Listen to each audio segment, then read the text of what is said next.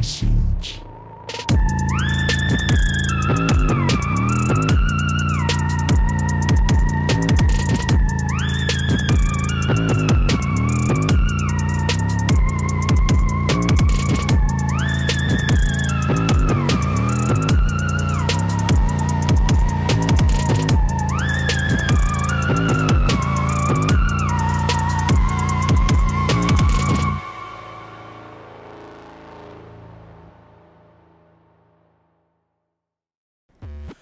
Hello everyone, welcome back.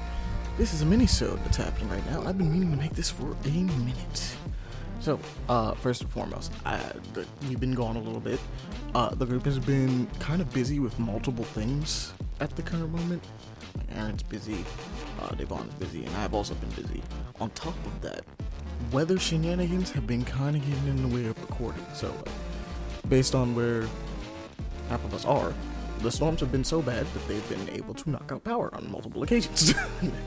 So, trying to get a recording session going with multiple people from multiple different regions who are also going through storms, does make that kind of difficult. But yeah, it's been the main reason that we haven't been back for a little bit is because of storms. And then on top of that, we have been streaming, but the streaming usually consists of me or Pele, so that's been kind of easy to do, and Jones as well, because he's doing what's it called? Sorry, We're Closed. Which, if you haven't checked out our streams, please do. Just Paper Play Action on Twitch. We've been streaming over there for like a good minute now. We have a lot of videos that are posted on the YouTube, and I think currently we're playing. I'm doing Date Everything, and I'm about to start Heartworm. Surprise, surprise. Pele is doing Alone in the Dark, and like I said, Jones is doing Sorry We're Closed. So hop over there if you want to watch any of those. It's gonna be fun. Like I said, this is a mini-sode, so I'm just gonna go over some things. Again, sorry it's been a minute. We owe you some things. There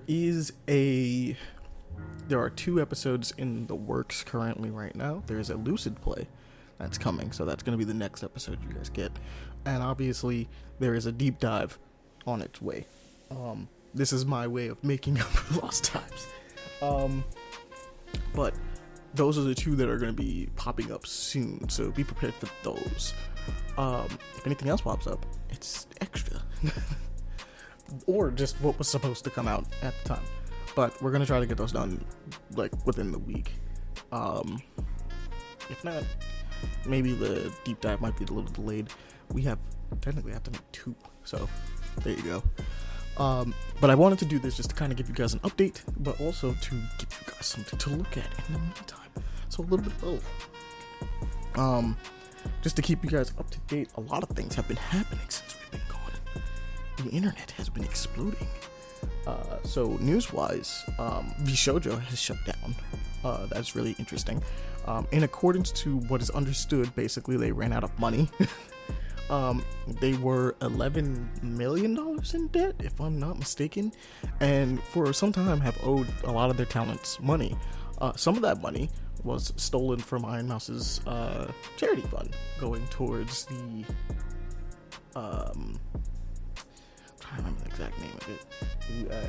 It's her fund for the disease that she has. It basically goes out to help out I believe it's the research center that helps out and helps cure people with the same immunodeficiency virus that she has. Which is robbing from charities is really bad. But with that, all of your favorite Vishojo members are no longer working at Vishojo. There was a mass exodus that happened at the same time, so Vishojo doesn't exist anymore. Within the time that it took for us to literally come back after seeing multiple things, we've been watching this story play out the whole time. So, most of us have talked about it in private. But now it's done. So almost all of them are now independent now, and there was apparently a bunch of other talent that was waiting in the wind to be announced as a member of the shoujo, and they had been waiting for over a year. So not only do we have them, who have kind of been screwed over significantly by Bishojo by not having talent come on. But your major talent, like Iron Mouse, for instance, who not only hasn't been paid, but her literally one of the biggest things she's tried to do to give back to people who are like her also got robbed. They owed, if I'm not mistaken, $500,000, and I'm pretty confident that their company is going to basically, well, it doesn't exist anymore, it's kaput, but they're gonna claim bankruptcy, which means, which likely means that they're none of the people who are ex-members of Bishojo that deserve money are probably gonna get paid, but, you know, we'll see how it plays out. Legal stuff is still going on, obviously, so keep an eye on that. In lighter news, I believe I've seen a little bit of hearings going on here and there around on the internet that some people might be starting up smaller things for independent YouTubers. Some of the, well, YouTubers themselves are starting up smaller factions to kind of help out some people, so we'll see how that plays out. Just tinier little conglomerates, I guess. Maybe conglomerates isn't the right word, but the idea of just, you know, piling together to make the best out of a rough situation currently. So that's been a thing. As well, let's look into this. So some of the stuff that I've been doing, I've been doing a lot of reading. So I caught up on, I went back to the Archon series and I finished, well, I'm up to date on the one I was mentioning last one, the fourth Wing series. I don't believe that's what it's called, but that's the first book in the series. I read The Onyx Flame, finished that, really good. I want to go further into detail with those books, but unfortunately they are riddled with spoilers. So if you want to jump in at the first book, and I can't really talk about the third book too much. All that knows is that it went to places that at this point I was kind of expecting, but I will not say it's predictable in that nature. It's just that the situation being presented did not seem like one that might have a solution, at least in this book. Especially as I got closer towards the end, and it became very apparent that, like, this is not something we can just sweep under the rug. We have to confront this in some way. So, that being said, for those that know, you know. Those that don't know, go catch up, go read the book. You don't understand what I'm talking about. I also went, like I said, back to the Archon series. I could not remember if I read the middle book, the Hangman's Gate, so I went back and read all of Hangman's Gate for the Archon series, and for the War of the I believe it's the War of the Archon series is the exact name of it. And now I've started the third book in that trilogy, I believe, because I don't believe there's a fourth book as far as I know. Yeah, Silver is still a badass. Hangman's Gate, okay, so the funny thing about the Archon series is that I find it surprising that the Archon series is not as easy to spoil. The nature of the books have granted you are following a throughway line, but like the nature of the books doesn't really have, in my opinion, spoiler. Like, it has stuff that if I talked about, you'd be like, what? But if I mention the titular main characters that exist, I don't think it's gonna be anything that you have to worry about. So like Justin, Silver, and Olivia make their way through another adventure going against another Archon. That being said, Silver is still a badass. I love her. She's easily my favorite in the book. For those that don't know, Silver is, which you will find out in the first book, but I'll say it here anyway because there's an overarching theme for the rest of the series, so it doesn't really matter. Silver is a god who has made her way to, she's an Archon, exactly, who has made her way to Earth using the body of another person in order to stop these two other Archons who have hopped in here essentially to be like, ooh, we're gonna take over. And basically the Archons have a big rule about not going to the mortal plane and not doing the exact thing that they're doing. because you'll cause war and strife for the mortals, and literally they would just be better if we are just over here, honestly. And that's how the Archons feel. But the two that decided to jump over decided to be like, F that, we gonna start something today. And so Sif, being the guardian of the, I believe it's the Hearthstone, the thing that sends them back and forth, hops over and goes like, okay, not today. Unfortunately, with the way that the Archons work, and I think it's really interesting, when they jump over, they take a person's body. So there is a level of strife that happens and fighting for a while as they essentially rend the soul from the body. Some people do it a little bit slower and make it a little bit more of an easier process. They ease into it, and some people, like the Archon of War, just rips your soul out of your body and you get sent to the other side. Well, best way I could describe this is you get swapped. So if an Archon jumps into your body, your soul goes to the Archon realm. You're not an Archon though. And you have to deal with that as a thing. And you can, from what I can tell, still feel what they feel. Because it's your body being attacked. Which sucks, because they get to heal from it. But you just, I mean, you heal, but it's ass. It's like you get to feel all the pain. But basically Silver had to do the same thing in order to stop them. She doesn't feel great about it, but it's alright. Silver is obviously my favorite character, but every time she shows up, it's about to go down. It's the best way I can describe that. Somebody's ass is getting kicked. Doesn't matter who, somebody's catching something. But basically the second book is primarily about this place known as the Hangman's Gate, which is a gate sitting outside of the Quadral, I believe. They're sitting next to the Schengen Empire, right? Essentially, it's the wall. And one of the Archon of War has been over in the Schengen Empire, fucking shit up like a crazy, to the point that it's like, okay, well, he's united. At least he's united all of the Schengen Empire, which, you know, you can look at it and go like, that's cool. But he's united them under the fact that they worship him, and he's going to run the Fade with anything, and it doesn't matter who. So on his way he goes to kick down the gate to literally another country, and hence Hangman's Gate is literally at that gate.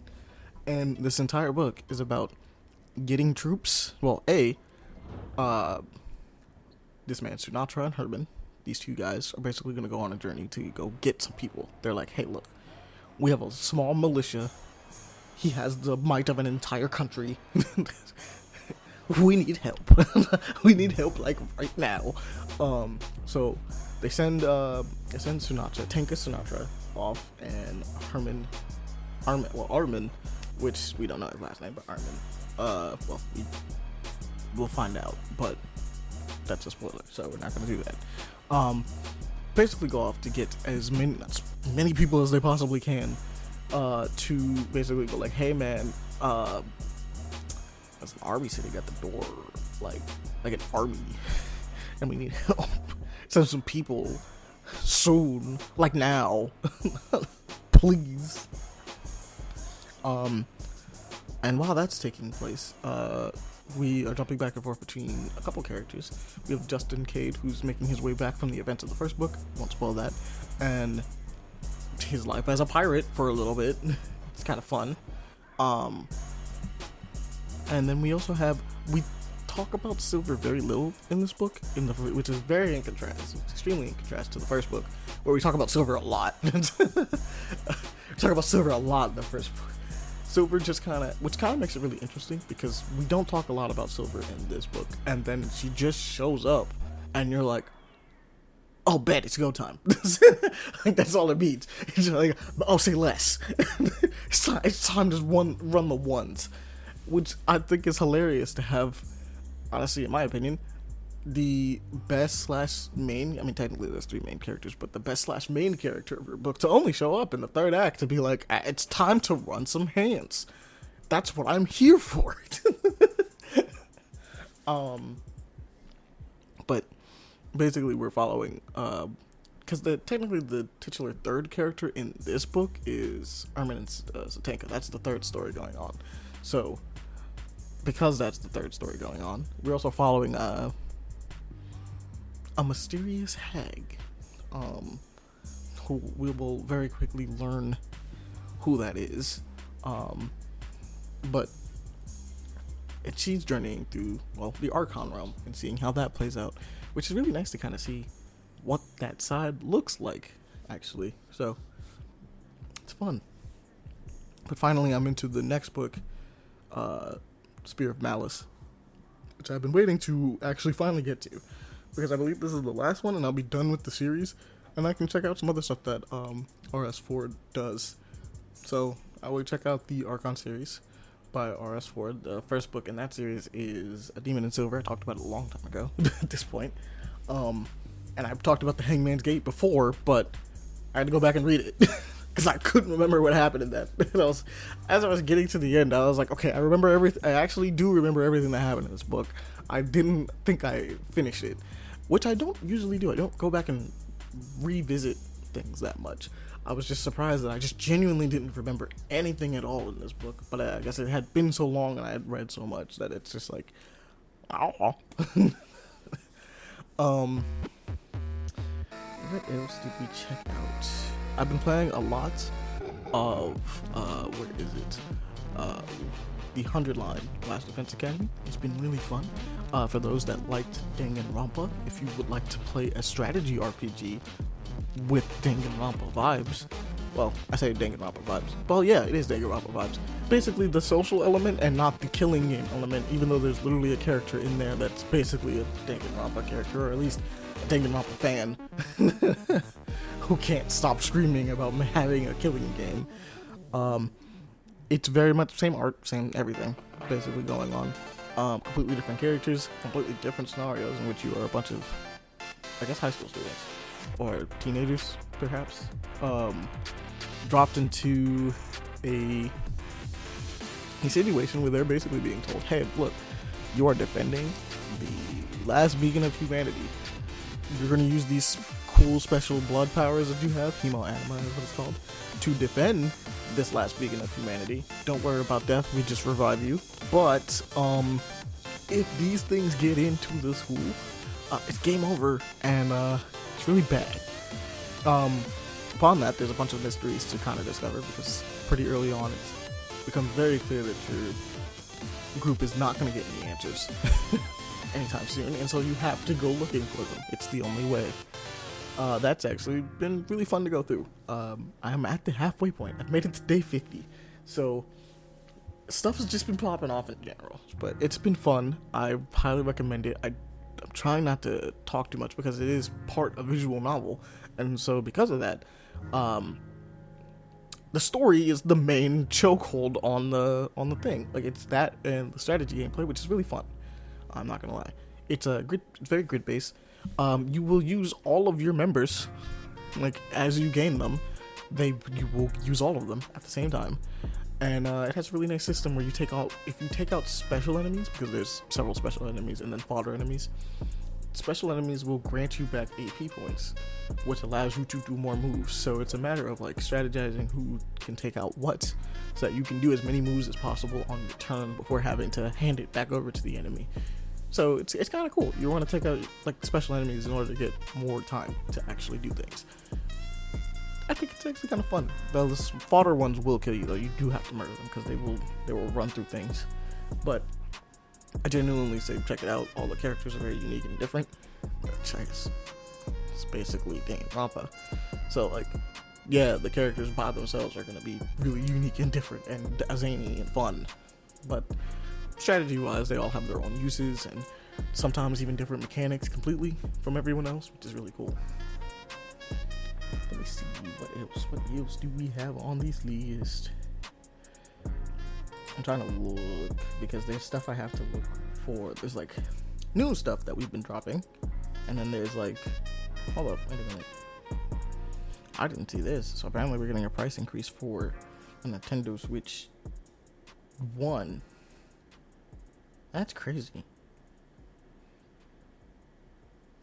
For what? You know what? That's really weird. Okay. Well, apparently,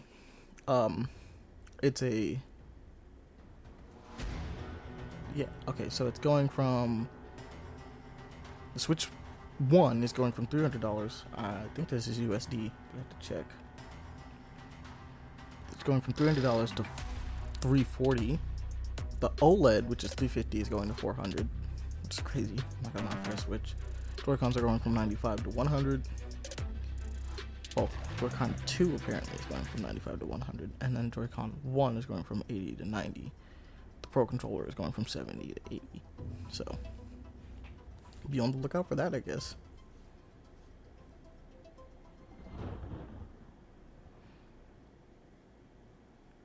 Yeah, based on market conditions, they're increasing the price of all model Switches. Huh. And the Switch 2 will remain unchanged. Huh. Well, I guess Nintendo's getting kind of greedy. I'm not gonna lie. I'm a little disappointed. Actually, I'm a lot of disappointed. Apparently, The Adventures of Elliot is also a thing. It's basically, one of the things that they're saying is it's like if Square Enix made their own 2D Zelda game, which sounds kind of cool. Especially with the, it's got the stylings thing going on that's been happening with a lot of like RPGs lately, where it's a 3D ground with 2D sprites sitting on top of it with like proper lighting and everything. It's been really cool. Actually, we think this is a really cool aesthetic for a lot of these games coming forward. It's a nice way of bringing them into the future. Although I don't know if it works for every game. I'm not saying that it doesn't like work, but I feel like doing this for every game makes some of them lose their identity a little bit. But I can't help it. The aesthetic is clean. The aesthetic is nice. I would say check out Adventures of Elliot. Apparently the demo is out. We also got a bunch of stuff for Tokon. So we have like button layouts. We know what characters' moves are. We know that it's more of a it is a team fighter, but you unlock your team as you continue fighting, usually from getting like certain things like if you get a throw, if you KO, well, if you get KO'd, you get a character back, knocking through screen transitions in both directions, like whether you get knocked or vice versa, you're getting them back. Simple inputs, but they have motions that will allow you to do more damage just straight up. Combos don't seem to be crazy long, which is kind of cool. I mean, it sounds crazy that I don't want combos to be crazy long, but like it kind of works in this game's favor. 3 rounds, because everyone shares the same health bar. So 3 round fights. And I believe I got to see a bunch of move lists. My boy Spider-Man is not on here. I'm sad, but we got to see Miss Marvel, and I'm kind of happy about seeing Kamala. Especially since she never had a move list before. So it's kind of cool to see that she has one now. Primarily 1v1 with tag. It's a lot harder to, from what I understand, to tag into other characters. It's not difficult, but they have to be safer than you would in maybe a Marvel vs. Capcom style game. So this is going to be kind of interesting to see how this balances out. Auto combos, similar to Dragon Ball FighterZ. You can do a Magic Series though, so that just means you can do a light, medium, heavy, and that should be a good, like you can mix them. So each of the medium, the light, medium, and heavies each have their own auto combo route, and you can mix and match them, which is actually adds to the fun of that kind of game. So I'm not gonna lie, it should be good. Should be good for newcomers. You guys shouldn't have to worry too much. I find it crazy that the Evo demo has 6 characters and 6 move lists, but they announced the game with 8 characters and 8 move lists. Well, not move lists, but 8 characters. I believe the playable ones at Evo are Miss Marvel, Star-Lord, Captain America, Iron Man, Doctor Doom, and Storm. I believe the 6, because definitely not my boy. I'm trying to see who else. Fortunately, it's not showing me who else. It only shows me it's only showing me the 4, and I know that they have more than that. Because they have to have enough for a full team. at least enough for a full team on both sides. And technically this is enough for a full team on both sides, but like, with variety, I believe is the deal. Plus I think I've seen gameplay, a little bit of gameplay for Storm. I didn't see anybody like doing anything crazy. We also have the announcement of Octopath Zero. I don't know if we mentioned that I watched K-pop Demon Hunters, but it was really fun.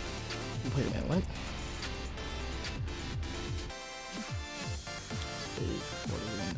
Okay, I'm gonna be honest. Apparently, according to this article, they're thinking about doing a K-pop Demon Hunters sequel, which is nice, and then also a live-action remake, which is stupid, because a huge part of what makes this movie like great is the fact that it is animated. Not gonna lie, I'm like, it's the expressions and the crazy zany fights that they're having, and there's a lot of stuff that goes in it that you kind of just can't do in live action, and I'm like, you're bugging. You're bugging if you want to do a live action remake of this movie. That's really stupid. You can't even do the beginning of this movie right. The beginning of this movie has them skydiving out of a plane that fell apart, that got broken in half, and Ryder kicking demons into their concert. You cannot do that in live action. It's not that you can't. It's just not gonna hit the same. It will not hit the same. It's just not even gonna be close. We have talked about this on some of the streams, but Blade got announced. Well, Blade officially got announced, and then also season 3.5. They talked about some of the new team ups that are coming up. I believe we have one with Iron Fist, where it gives him his healing that he usually does to himself. Now heals and gives overshield to others, like in a wide radius, which means he's gonna have to be staying back with the team more often, or perhaps not full on like diving. It looks like they want him to be off angles more. Like they want him to be like in the fray and less out of the fray. Like less I'm behind enemy lines and more so like, nah, get here and fight with us up here type beat. Blade looks really, didn't go too much into Blade, but Blade's stuff has been leaking out for like a minute now, so like all his moves and stuff like that. But Blade is a melee character with a shotgun. His swords do damage. He has a spin move. Well, he has a dash move that goes into a spin, which is really good for him. That can cause slow, or if he does it with his shotgun out, because he can switch between his sword and his shotgun. Does the shotgun out, it does anti-heal. He is very anti-heal based. A lot of people keep saying anti-heal. It is, well, yeah. I guess it is anti-heal. It's healing negation. So he, from what I understand, he has a special mode that he can go into that allows him to see enemies through walls if they're below half health and move faster and quicker. He also has a block. I should not forget about that. While in this mode, he cannot be healed, or healing is reduced, one of the two. I believe the original thing said that he cannot be healed, but it might have changed, right? He cannot be healed, and he has lifesteal instead. His attacks are way faster. They do a little bit more. They do a significant bit more damage. But upon attacking, it gives him lifesteal, and he can use that to burst down enemies and give himself healing in some type of way. He really wants to use that when he's like close to people, because if you pop that too early, it's not going to be good for you. I just see it now. You're going to be a lot of blades that get gunned down before they actually get to anybody. Also, his ult plays his background music. It plays his theme, and he just Virgil's all over the place, where he basically does his best I am the storm that is approaching oppression, and dashes through enemies, leaving slices that rend enemies and cause anti-healing, actually. So actually really good. You can do it in the air for one, which helps, because F flyers. I play some flyers and like F flyers. But the other thing is, it would be really good against situations like cloak and dagger ults, for instance.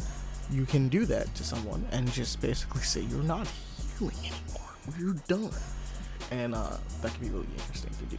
I might want to test that when it comes out on a cloak and dagger ult. Like, let them finish and see if you can, as Blade, take them out with his ult. It'd be really interesting to see if you can. Because if he can do that, he's officially an counter for Cloak and Dagger, like just straight up, and that's fascinating to think about. Actually, they also gave a team up for Luna, because the Rivals devs really love Luna. I don't know why. I mean, like, she's a cool character, but it's a weird thing for them to be so infatuated with Luna. But Luna Snow has a thing with Adam now. She has a team up with Adam in which she can fire off a tether that gives her health back. Like, I believe it siphons off health from the enemy she's fighting and gives it back to her, while she can also attack and heal other people. So that's fun. She gets an extra tool that actually does it, from what I can tell, makes her, if she can get it off properly, makes her basically immune to Blade, which is why I said I don't know why they love Luna so much. Because we put in someone that's like anti-healing, and she gets a thing that lets her heal through it. So it's like, I don't know. But that's something that exists essentially. Now she's not healing through anybody's ult or something, but she's definitely healing through Blade in his Blood Hunt mode, which is crazy. And as long as she's hitting her shots, she can kill him. Somebody did test this out. I saw the thing for it. I believe. Oh, and Loki is being moved to a new team up with Mantis and Groot, where Groot gets healing walls, and Loki's little immortality fields give Mantis buffs to people, which is crazy to think about. And I think I like the fact that Mantis has now been moved into a new meta, which we have a tank who can heal, which we kind of just maybe needed one of those. Granted, I know everybody's thinking, oh god, not Orisa, what was her name? I forgot her name. It's not Bernadette. That's not Brigitte. People are getting flashbacks to Brigitte. But I do think a tank that gives like a little bit of shield, or does something that like helps out the team a little bit, that's a little bit more support focused, maybe just extra defense. Doesn't even have to be like it gives you shield. It could just be like, hey, it does something that makes your team tougher, like a little tougher, would be kind of cool. Like just something. Basically Groot gets something similar to that, where his walls now heal, which is it's gonna be such a problem. Wolverine's gonna be needed more than ever. Which I guess is why they gave Groot this, because Wolverine is such a problem right now that maybe this might help him. But I think it's a cool team up. I really do. It's just, oh god. Feels really bad in ranked though. I'm glad. It feels bad in ranked, because that's for sure gonna be utilized. There's no way that's not gonna be utilized. I tested out Godbreaker, so like Godbreaker came through. They have a demo that's out. You guys might want to check that. It's like it's a roguelike-ish game, but it's a co-op. It's a co-op action adventure game. I don't want to say character action just yet, because even though I played the demo and it feels really good, I don't know if it classifies as character action. There's plenty of different weapons, but it's melee focused, and got the 3D behind the shoulder type deal. Well, actually behind the back, not even behind the shoulder type deal. So I recommend checking it out. I don't know why it has Dark Souls controls. It feels better if you just do the classic ones, but classic controls for that one. It has Dark Souls controls, but no stamina, and it's fun. Me and Pele gave it a run, and we had a lot of fun actually, just playing through the demo itself. There was a Nintendo Direct that I completely forgot about. I don't remember anything that was announced for this. Spy Drops is also a thing. I recommend checking this out. This is so they don't want to make any more Metal Gear games, which is technically false because they are. But Spy Drops is a modern interpretation / spiritual successor to the original Metal Gear games. I'd recommend going and check it out because it looks actually a lot of fun. Let's see. Is that it? for now. I know we had more information that dropped about we have some stuff that's hitting us for the Last Airbender series, Avatar 7 Havens actually. Apparently it will consist of 26 hour-and-a-half long episodes for over 2 seasons, which is better than they ever got for Korra. Thank God. Like, I'm just gonna say this right now, the publishing thing for Korra, for those that don't know, has got to be some of the dumbest things I've ever seen. It's one of the biggest fumbles I've ever seen for it. Almost one of the biggest fumbles for anything I've ever seen. So, the deal with Korra is that Korra was renewed for 1 season every single time it aired, for those that don't know. So, when Korra initially came out, we had Ahmani as our villain, he was P. They were only given 1 season to deal with that. Upon the success of Korra, which, fair enough, they gave him 1 season for the comeback. We don't even know if people liked this. People really liked it. They then got renewed for another season. Not enough seasons to finish whatever they wanted to do. Not maybe like 3 or 4 seasons. No, 1 more season. They got announced for 1 more season. They got renewed for that. So then they did that again, and Nickelodeon then again gave them 1 more season. And so they did it again, and Nickelodeon then again gave them 1 more season. Now, the way that the original series was done is that they were greenlit to basically go from beginning to end, almost.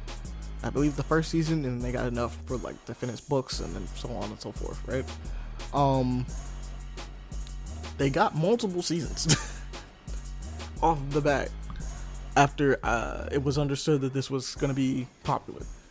They, for some reason, would not give one of their flagship series, one of the most important series that they've ever had, the only thing that technically probably did better than Avatar: The Last Airbender, and that's not talking about critically, I'm talking about in general as far as views go, is probably SpongeBob, and they played that shit all the time. Like, all the time. So, like, of course, its views were good. It was always on. But I don't know why you don't just give the people who have consistently shown you that they can do good work, just say, hey man, how many seasons do you want for this thing? We'll greenlight it, and you can just do it from beginning to end. No, they just kept doing that, which is why every season of Korra has to finish with whatever they're dealing with. There's no continuation. They write each season as if it's its last season, and it sucks because of that. I mean, like, I enjoy Korra. I don't think Korra sucks, but I think it does affect the quality of the thing because Korra has to have multiple different bookended stories as opposed to just having one big narrative like Avatar did. Well, like Last Airbender did.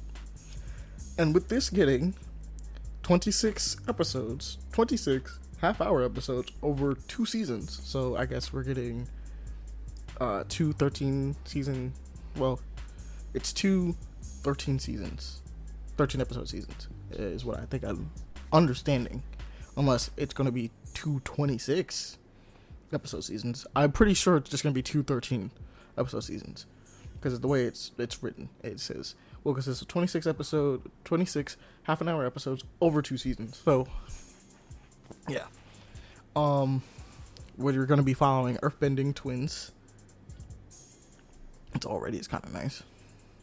After a world-shattering disaster, where one discovers that she is the new avatar after Korra. Bet. They have a big cat. That's the deal. They have a giant. It's a minx. I believe it's a minx. It's a giant minx, but like it's a minx. So I'm looking forward to this one. I'm looking forward to seeing where this goes, and it's gonna be fun. I mean, obviously, they cook every time, so I'm glad to see that they just get what they need right out the bat, and we'll see how this plays out.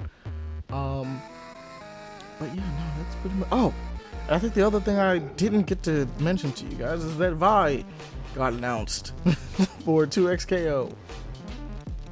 Vi got announced for 2XKO, which she looks great. She looks great. Found one of my mains. I mean, I know Echo's gonna be the other one. I really like Alawi though, so we'll see. I'll just have to bounce around because Alawi's sick. Fucking Vi is sick. And Echo's sick, so we'll just see. Critical Role is also developing a video game based around the idea set in the world of Vox Machina, which cool. We're either going to probably be playing as Vox Machina, or the other cool thing would be you play your own, it's an RPG, but you play your own character that happens to join the group. That would be the thing. That would be the cool thing. Or at the very least, you're helping out the group and it's your story, but they're around for the ride kind of situation. That'd be kind of interesting. Don't know how in depth they can get because Critical Role, just don't know how much they could do. But we'll see. I'm hoping it's gonna be kind of fun. I believe that is it for the number of things that have come out. Well, at least the things that we have on our list for the things that are coming out during this time. We have been gone because, I mean, there's still probably a bit that we haven't gotten to, but for the most part, I'm just looking at back through the list and grabbing whatever seemed the most interesting and stuff like that we saw. Oh, and Scott Pilgrim EX got announced. Because, yes, of course it did. And thank God we get another Scott Pilgrim fighting game. Well, beat 'em up, my bad. Co-op, as always. Because it wouldn't be. This is technically a sequel to this is technically a sequel to Scott Pilgrim Takes Off, actually. Because from what I can tell, this is probably the furthest in the timeline. So, bet more Scott Pilgrim stuff. Let's go. But besides that, yeah, no, I think that's everything. So, have fun. Like I said, you can hop over. You can follow us on the Twitters. Well, yeah, formerly known as Twitter, at paper_action. Same thing with Instagram, at paper_action. And YouTube at paperplayaction, because just subscribe there. That's where we have our stream, like our stuff for our streams, our archives for our streams. You can also jump over to twitch.tv/paperplayaction to watch us stream over there. And if you have any questions or things that you want to ask us, you can send it to paperplayaction@gmail.com, and we'll be definitely willing to answer. Follow us on any other places to basically get updates on things, and because we'll try to let people know when we're streaming or like when an episode goes up, things of that nature. We're also just, I'm liking things and going through and sharing stuff that's like really interesting and really cool. So you guys could also just see different video games that are coming out, or things that are kind of behind the scenes stuff, or other projects being worked on, not inherently here. I don't have too much, stuff is being worked on, but I have too much to show. But if you wanted to see what we're doing behind the scenes, if we have a project working on, it'd be over there too. So by all means, go check it out. If you want to give us a tiny donation or something of that nature, we have a tip jar that's in the description. Also, Patreon. Sign up for the Patreon if you would like. It helps out and support the shows in a way that you can't imagine. You can also just spread the love, as always. We don't pay for advertisements, so just word of mouth is how we get around. Gotta just let people know that you are enjoying the show. Tell them about it. Let other people know that they should go check it out. At least see if it's their cup of tea. And I will attempt to be more consistent with putting out content. I am sorry that it goes as long as it does sometimes without getting you guys on an episode. It's just, man, sometimes it's real tough out here. I will definitely try to keep it more consistent. Like I said, I want to get you guys at least an episode once a week. And at the very least, even if I don't get you guys an episode once a week, when I come back, I give you guys a lot of episodes. I'll give you like 3 episodes or 2 episodes at a time. And at least I make up for lost times. That's what we'll say. At least I do my best to make up for lost times. But that being said, like I said before, you guys can expect another episode of, well, a lucid play coming up and a deep dive as well, and then hopefully another normal episode whenever I get to finishing the other two. So, but without further ado, you guys enjoy yourself, have fun, enjoy the rest of whenever it is you are listening to this, and stay frosty. Have a nice time. Bye.